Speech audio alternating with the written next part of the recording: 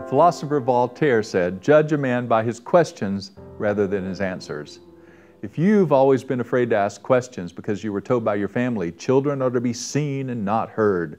You were told at school that curiosity killed the cat. You were told by religion the answer is no about everything, and you were told daily by society, it is what it is. Well, then I've got something very important to tell you. Manage the fear and the anxiety first, and the questions won't be an issue. It's true. And it's really the only way to discover everything you've always wanted to know, but we're afraid to ask. My name is Randy Elrod, and as an ordained minister, for 29 years I served as pastor of the arts at two of the most influential megachurches in the world. I also paint. I'm a musician, entrepreneur, speaker, and mentor. I've authored 5 books, 2 of which hit #1 on the Amazon bestseller list, and I've also created and sold 2 very successful companies, one during the height of the NASDAQ boom. One of my friends, a type A wild man who worked for years in the commodity pit in Chicago, says, "I have a golden horseshoe stuffed up my rear end." But I have a confession.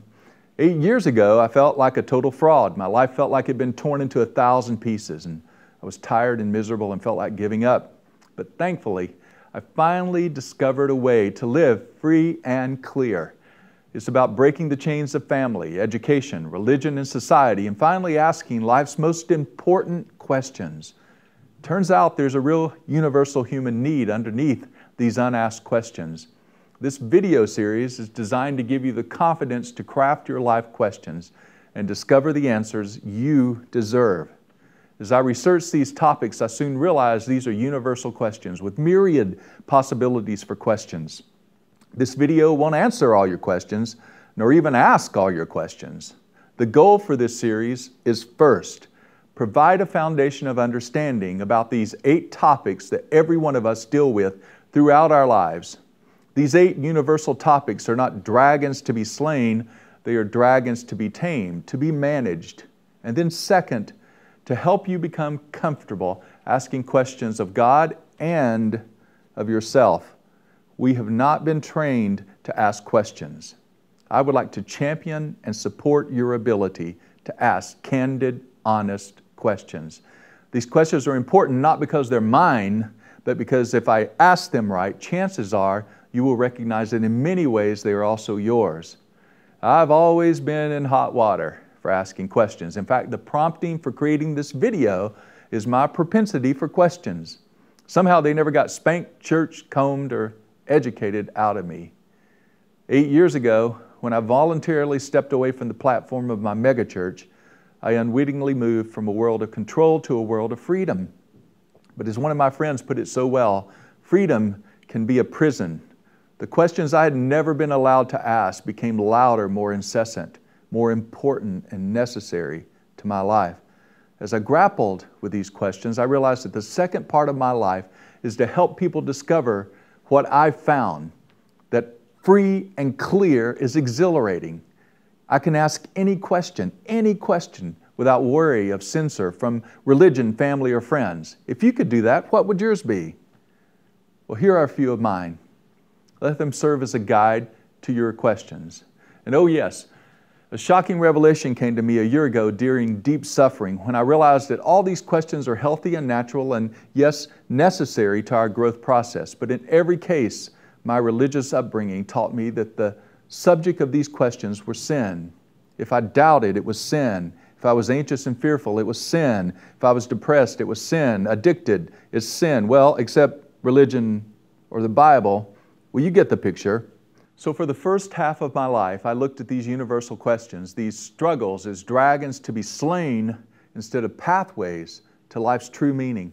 I've now found these questions are meant to start conversations to help us grapple with universal topics that have the power to shape our life with true meaning.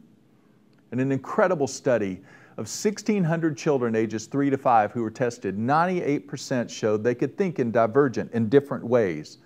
By the time they were ages 8 to 10, 32% could think divergently. When the same test was applied to 13 to 15-year-olds, only 10% could think in this way. And when the test was used with 25-year-olds, only 2% could think divergently. Ken Robinson says education is driven by the idea of one answer. And this idea of divergent thinking, of questioning things, becomes stifled. The institutions of life spank out, church out, comb out, and educate our creativity. As a 6-year-old, I asked Mom, "Where do babies come from?" "Randy, you ask too many questions." I'm sure you've had similar experiences. In church, I started asking questions as a very young pastor.